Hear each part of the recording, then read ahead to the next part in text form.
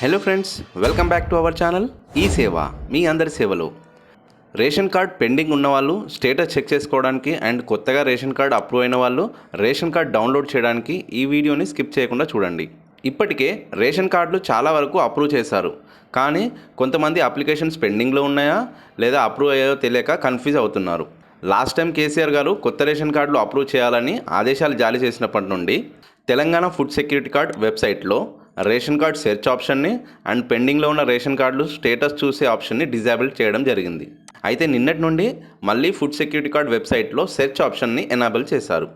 So first of all మనం పెండింగ్లో ఉన్న రేషన్ కార్డ్ స్టేటస్ చెక్ చేయాలంటే ఈ వెబ్సైట్ని ఓపెన్ చేసుకోవాలి. ఈ వెబ్సైట్ యొక్క లింక్ని మీకు డిస్క్రిప్షన్లో ఇస్తాను. ఓకే, ఈ వెబ్సైట్కి వచ్చాక ఇందులో ఎఫ్ఎస్సి సెర్చ్ అని ఉంది కదా, దానిపై క్లిక్ చేయగానే మనకి నెక్స్ట్ పేజ్ అనేది ఓపెన్ అవుతుంది.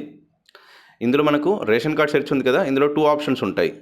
ఎఫ్ఎస్సి అప్లికేషన్ సెర్చ్పై క్లిక్ చేస్తే మనకి మళ్ళీ ఒక 3 ఆప్షన్స్ వస్తాయి. ఇందులో ఫస్ట్ ఆఫ్ ఆల్ మనం డిస్ట్రిక్ట్ని సెలెక్ట్ చేసుకోవాలి. ఇక్కడ మీ సేవ అప్లికేషన్ నెంబర్లో మన అప్లికేషన్ రిసిప్ట్ ఉంటుంది కదా, దాని మీద నెంబర్ ఉంటుంది, ఆ నెంబర్ని వేసి సెర్చ్పై క్లిక్ చేయాలి. సో ఇక్కడ మనకి రిజల్ట్ అనేది వచ్చింది. ఇందులో స్టేటస్ పెండింగ్ అనే ఉంది. అయితే ఇదివరకు inspector pending and DSO pending అని వేరువేరుగా చూపించేది, ఇప్పుడు ఓన్లీ పెండింగ్ అనే చూపిస్తుంది. ఎందుకంటే ఇవన్నీ ఆల్రెడీ చివరి దశకు చేరుకున్నాయి అన్నమాట.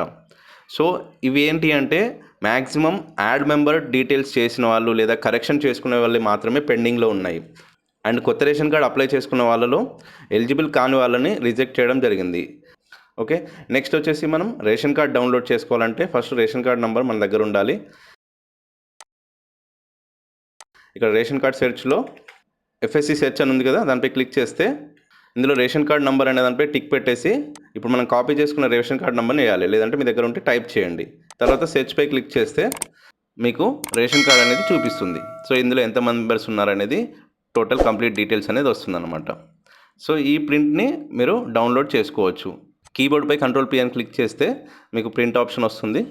అది ప్రింట్ తీసుకొని కానీ డౌన్లోడ్ చేసుకొని కానీ మీరు పెట్టుకోవచ్చు. ప్రెజెంట్ అయితే ఇదే రేషన్ కార్డు, త్వరలోనే మనకి స్మార్ట్ కార్డులు రాబోతున్నాయి. అయితే అది ఎప్పటి వరకు వస్తుందనేది అది కూడా ఇంకా అఫీషియల్ డిక్లరేషన్ అనేది చేయలేదు. ఓకే, అలా వచ్చినప్పుడు నేను అప్డేట్ అనేది చేస్తాను మీకు. ఓకే, అర్థమైంది కదా.